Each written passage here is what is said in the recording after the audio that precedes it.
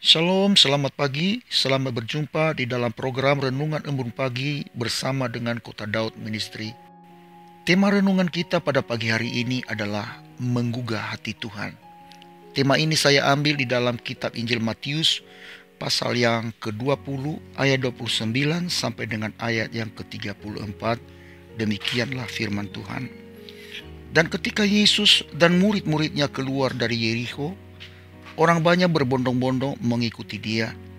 Ada dua orang buta yang duduk di pinggir jalan mendengar bahwa Yesus lewat, lalu mereka berseru, "Tuhan, Anak Daud, kasihanilah kami." Tetapi orang banyak itu menegur mereka supaya mereka diam. Namun mereka makin keras berseru, katanya, "Tuhan, Anak Daud, kasihanilah kami." Lalu Yesus berhenti dan memanggil mereka. Ia berkata, "Apa yang kamu kehendaki supaya aku perbuat bagimu?" Jawab mereka, "Tuhan, supaya mata kami dapat melihat." Maka tergeraklah hati Yesus oleh belas kasihan.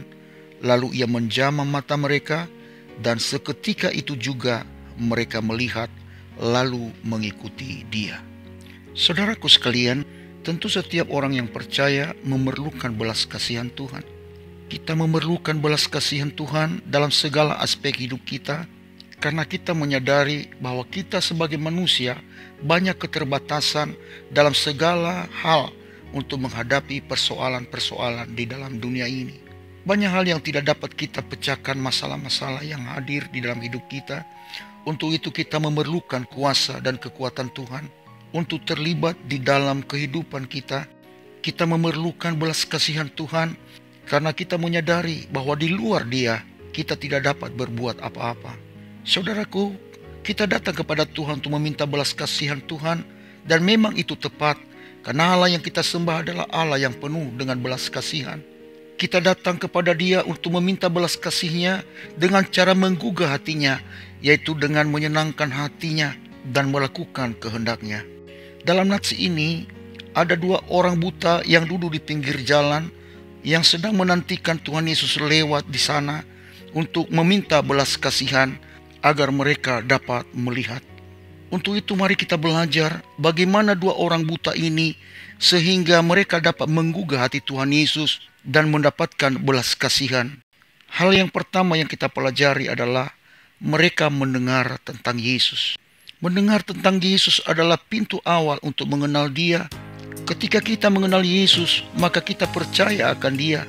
Kedua orang buta ini, mereka mendengar dan mengenal siapa Yesus, sehingga mereka memiliki pengharapan yang penuh bahwa Yesus sanggup melakukan apa yang mereka perlu, yaitu agar mereka dapat melihat. Itulah sebabnya kedua orang buta ini menanti-nantikan Tuhan Yesus lewat di sana, karena mereka percaya bahwa Tuhan Yesus sanggup membuat mereka dapat melihat, sehingga mereka berseru dan meminta belas kasihan Tuhan. Saudaraku, di tengah mereka meminta pertolongan Tuhan, yang mereka dapatkan adalah bukan dukungan dari orang banyak, tetapi orang banyak itu menegur mereka dan menyuruh mereka untuk diam.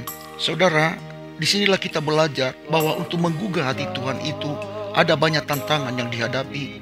Bukankah hal ini juga sering kita mengalami di dalam pengalaman-pengalaman iman kita? Di saat kita ada di dalam pergumulan iman, kita mengharapkan dukungan teman-teman, saudara, sahabat, bahkan teman pelayanan kita. Namun yang kita harapkan itu sering kita tidak dapat dukungan. Sebaliknya menjadi batu sandungan bagi kita untuk percaya. Namun dalam hal ini kita belajar tentang dua orang yang buta yang dicatat di dalam nats yang sedang kita renungkan pada pagi hari ini. Mereka tidak berhenti untuk berseru sekalipun mereka disuruh diam. Namun mereka terus untuk berseru meminta belas kasihan Tuhan. Demikian juga kita, saudara, bila kita mengalami tantangan kehidupan, tantangan pergumulan, bahkan kita tidak mendapatkan dukungan dari siapapun, jangan pernah berhenti untuk berseru dan meminta pertolongan Tuhan. Jangan pernah berhenti untuk berdoa, untuk meminta belas kasihan Tuhan, karena Tuhan menghendaki orang-orang yang tidak gampang putus asa, yang tidak gampang putus pengharapan. Milikilah iman untuk percaya bahwa Tuhan pasti jawab doa. Lihat apa yang terjadi kepada dua orang buta ini ketika mereka tidak berhenti untuk berseru meminta belas kasihan Tuhan. Hati Tuhan tergugah dengan belas kasihan sampai Tuhan Yesus berhenti untuk menanyakan kepada mereka, apa yang kamu kehendaki supaya aku perbuat bagimu? Saudaraku, camkan ini. Di saat kedua orang buta ini tidak pernah berhenti untuk berseru kepada Tuhan dan tidak pernah berputus asa untuk meminta belas kasihan Tuhan, maka Tuhan tergerak dengan belas kasihan dan menjamah mata mereka, sehingga seketika itu juga mata mereka melihat. Saudaraku, jangan pernah berhenti untuk berdoa, berseru meminta pertolongan Tuhan. Jangan berhenti untuk beriman kepada Dia. Jangan berhenti untuk berharap kepada Tuhan Yesus, sebab lambat atau cepat Tuhan Yesus pasti jawab doa. Saya teringat perumpamaan yang dibentangkan oleh Tuhan Yesus yang ditulis di dalam Lukas pasal 18. Katanya, dalam sebuah kota ada seorang hakim yang tidak takut akan Allah dan tidak menghormati seorang pun. Dan di kota itu ada seorang janda yang selalu datang kepada hakim itu dan berkata, "Belalah aku terhadap lawanku."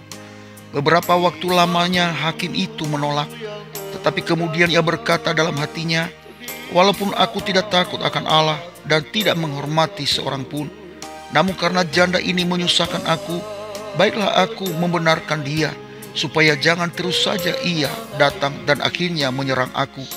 Kata Tuhan, camkanlah apa yang dikatakan hakim yang lalim itu.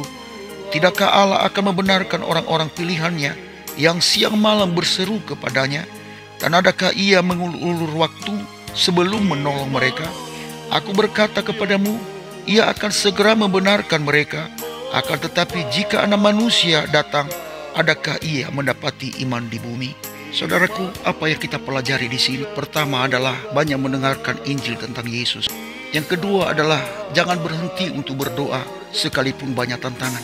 Dan yang ketiga adalah miliki iman, percaya kepada Tuhan Yesus. Bila kita memiliki ketiga hal ini, hati Tuhan pasti tergerak dengan belas kasihan. Saya Pendeta Zaluhu di sini. Saya ucapkan selamat pagi, selamat beraktivitas. Tuhan Yesus menyertai kita sekalian. Shalom, Maranatha.